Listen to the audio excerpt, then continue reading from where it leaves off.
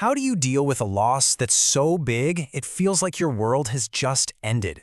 Today, we're going to dive into a timeless story from the Buddha that has this incredibly powerful lesson on grief, and you'll see it's just as relevant today as it was thousands of years ago.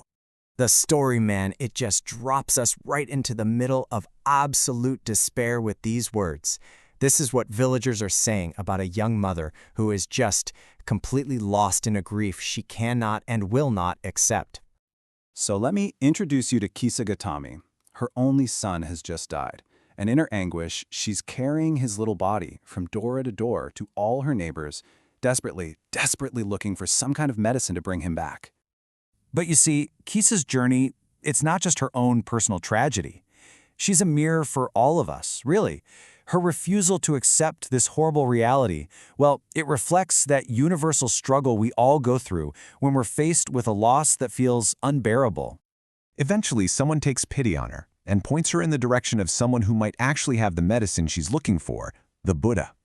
But when she finally gets to him, he doesn't offer some magic cure. Nope. Instead, he gives her a really strange task. The instructions seem so simple, right? Almost deceptively so. Just go get a handful of mustard seed. It's a common spice. But that second part, that condition, that's where the entire lesson is hidden. This wasn't about completing a task. It was about experiencing a truth. So, filled with this new, fragile little bit of hope, Kisa Gotami starts her journey, going from house to house. And what begins as a hunt for an ingredient slowly starts to change into this incredibly profound journey of discovery. At every single door, people offer her the mustard seed. But before she takes it, she has to ask this one critical question. And with every single answer she gets, the real purpose of her quest starts to dawn on her. This is the heartbreaking reply she hears, over and over and over. "Don't remind us of our deepest grief," they'd say. Every door she knocked on didn't just open into a house. It opened into a shared history of human loss.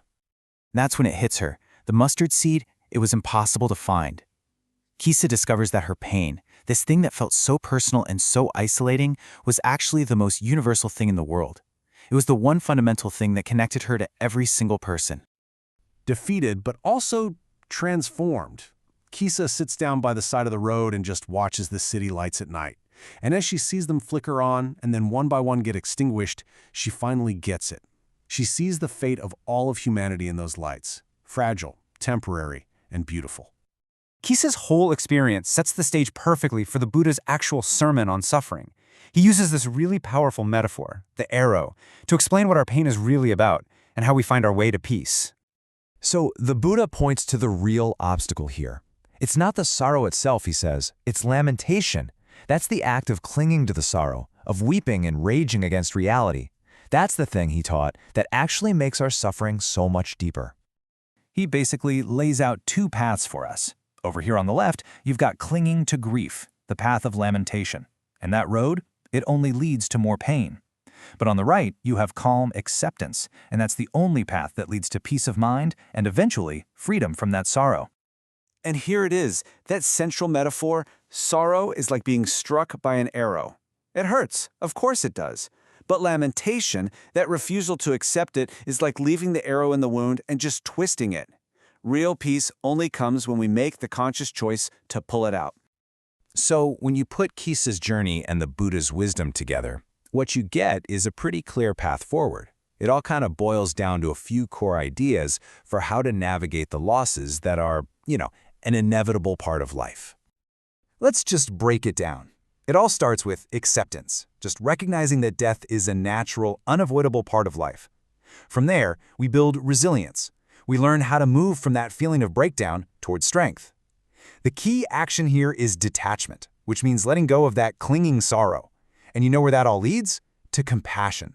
That deep, profound realization that our suffering is the very thing that connects us to everyone. And that's really the heart of it all.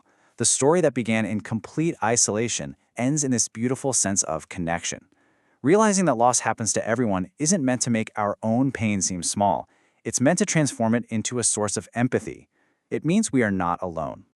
This whole story leaves us with a final, really thought-provoking question, one that the great poet Khalil Gibran also explored.